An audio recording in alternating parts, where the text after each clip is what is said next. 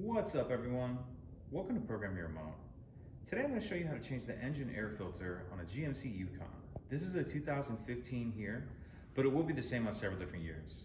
And this is only going to apply to vehicles that have the 5.3 liter motor. This is also basically going to be the same on all the full-size GM trucks and SUVs that use the 5.3 motor of this year. So that's going to cover Tahoe, Suburban, Silverado, Sierra, again, any of the full-size GM stuff that has the 5.3 in it.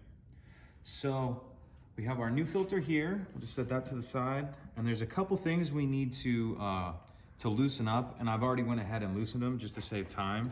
So we need to get this brace out of the way here. This is a 10 millimeter socket to remove this. I've already got it most of the way out. So once you get that out, just put it out of the way like that. And now there's gonna be 4 screws on the air box that we need to remove. You can either do that with a screwdriver, or this is a 5/16 socket.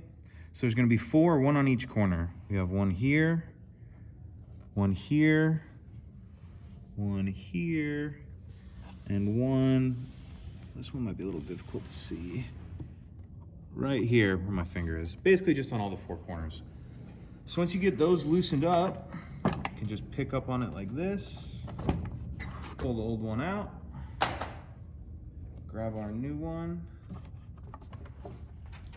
get it seated in there properly, and then you'll just put everything back together that we just had. You'll tighten those 4 screws down, and then after you get those 4 screws tightened down, don't forget to move your brace back over, line it up, and then screw that down. So really simple. If you have any questions, please let me know. If you could take a second to like and subscribe, it helps us out, and I'd appreciate it. Thank you.